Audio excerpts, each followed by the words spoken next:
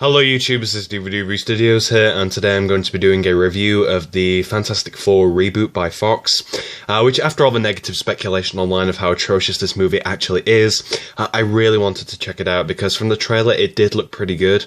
I've never really been a fan of the Fantastic Four franchise. I mean, the original movies from 2005 and onwards weren't really that great, but I never really was interested in them anyway. But this one, it looked more modernized, it looked great having Miles Teller portraying Reed Richards, and it just looked like something that I really wanted to see properly.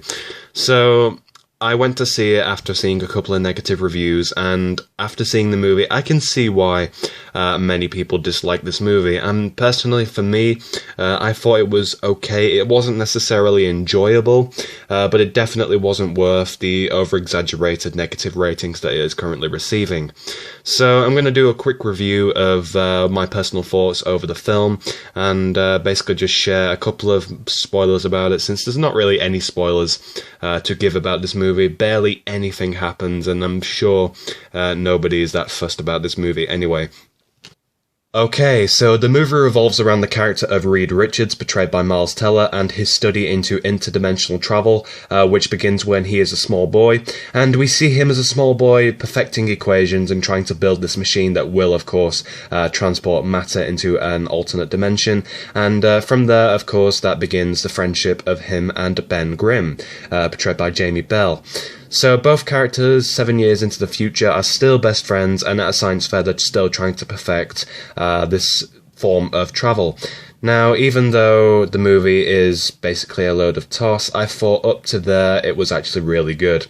From the decline in quality, in my opinion, definitely began when both characters ended up in the Baxter Institution, which is a college where they were allowed to begin building the machine for real that would actually transport human beings to the alternate dimension.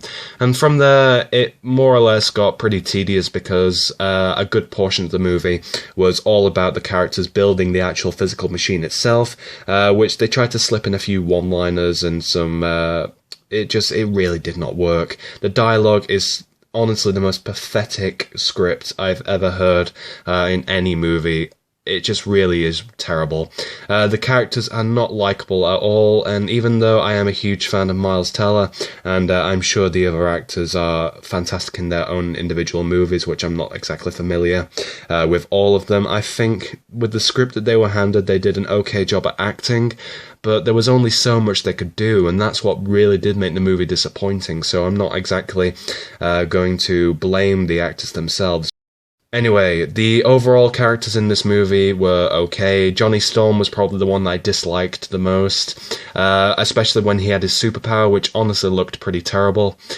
Sue Storm was a pretty good character, and Ben Grimm was kind of irritating as a huge CGI lump of rock. Finally, the most annoying thing about the movie, in my opinion, was Doctor Doom.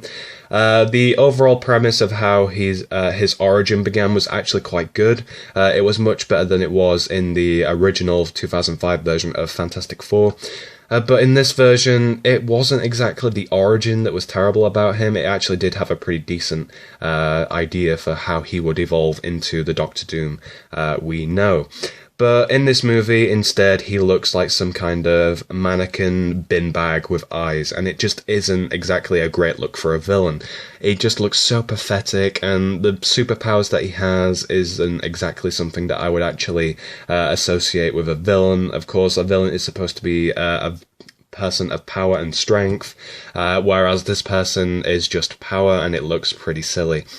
So, of course, I'm not exactly pleased with any of the characters. The superpowers for Reed Richards and Sue Storm were okay, I guess. The special effects were pretty good.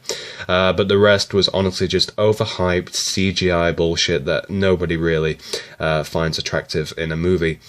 So, overall, the verdict for this movie, I think it had some decent cinematography throughout, but overall it really isn't something that I would recommend seeing. The characters are pretty dull, the overall narrative is very lazy, the script is terrible, and it's just not a movie that I would actually recommend seeing. So I'm actually going to give props to the first third of the movie, and I'm going to give this movie a 2 out of 5.